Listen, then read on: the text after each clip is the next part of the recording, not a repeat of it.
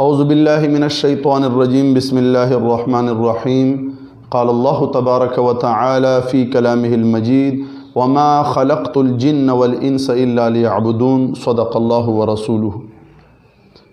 معزز سامعین کرام، احکام شریعت کے حوالے سے دین کی سمجھ ضروری ہے۔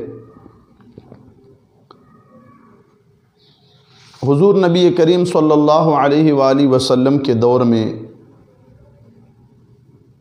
ہر شخص دین اسلام کا عالم ہوتا تھا اور علم کا چرچا تھا، یہاں تک کہ حضرت فاروق اعظم رضی اللہ تعالیٰ عنہ نے حکم دیا تھا کہ ہمارے بازار میں وہی خرید و فروخت کریں جو دین میں فقیہ ہوں، جن کو دین کی سمجھ ہو۔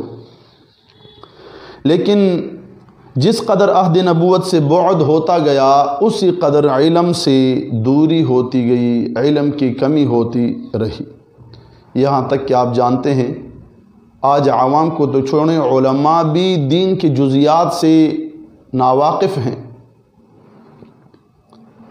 تو دین کی شناسائی ضروری ہے، اس کے بغیر چارہ نہیں ہے۔ اور اللہ پاک نے خود قرآن میں فرمایا وما خلقت الجن والانس الا لیعبدون، زندگی آمد برائے بندگی، زندگی بے بندگی شرمندگی، زندگی بندگی کے لیے ہے، اور بندگی تب صحیح ہوگی کہ ہم بندگی کے متعلق علوم حاصل کریں، علم حاصل کریں۔ تو معزز سامعین کرام، مختصراً احکام شریعت کا ذکر کرتا ہوں۔ جب آدمی مسلمان ہو لیا تو اس کے ذمے دو قسم کی عبادات فرض ہوئیں، ایک وہ جو جوارح سے ان کا تعلق ہے، ظاہری بدن سے اس کا تعلق ہے، اور دوسرا وہ فرض جس کا تعلق قلب سے ہے، دل سے ہے۔ جس کا قلب اور دل سے تعلق ہے اسے علم سلوک، علم عرفان، علم تصوف کہا جاتا ہے، اس پر جا کے بعد میں بات ہوگی۔ پہلا وہ علم جو جوارح کے ساتھ جس کا تعلق ہے، جسے ہم علم فقہ کہتے ہیں، تو اس میں دو قسم کی بنیادی عبادات ہیں، فرائض ہیں۔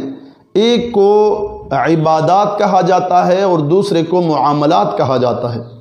معزز سامعین کرام، آپ معاشرے پہ نظر دوڑائیں، بڑی ضرورت ہے اس چیز کی، اس چیز کو آپ غور سے سنیں۔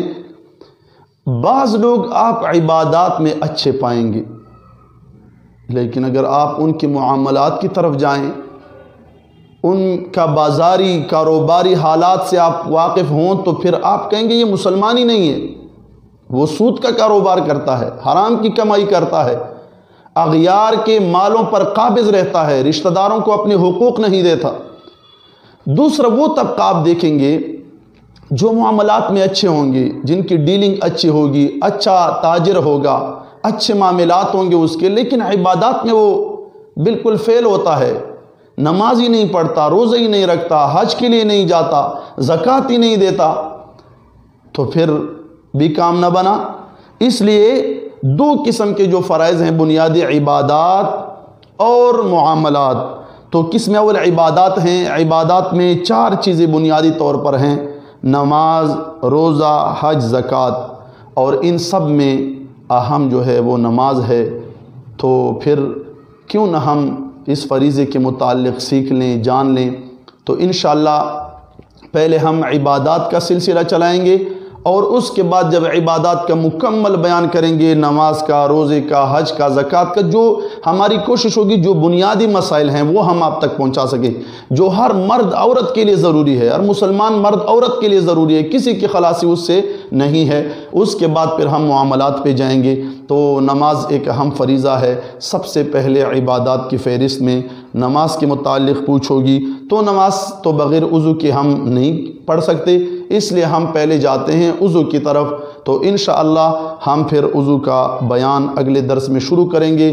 ضروری ہے، ایک بار پھر عرض کر رہا ہوں، سارے مسائل آپ کیا لوں گے، لیکن یہ چیز ضروری ہے، ہماری پوری ویڈیو آپ نے دیکھنی ہے اول سے آخر تک، اور کوشش کریں کہ ہماری یہ ویڈیو عام ہو جائے، گھر کے سارے افرادوں کو سنائیں تاکہ سارے دین سے باخبر ہوں، بچوں کو بھی سنائیں، گھر میں جو عورتیں ان کو بھی سنائیں تاکہ یہ چیز عام ہو جائے۔ اس درس کا ہر شخص کو پہنچانا ضروری ہے۔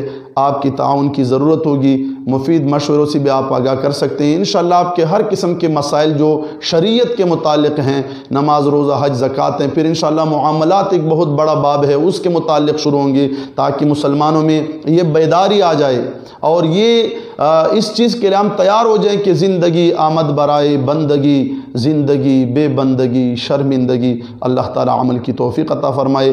اگلے درس کا انتظار کیجئے۔ وآخر دعوانا الحمدللہ رب العالمین۔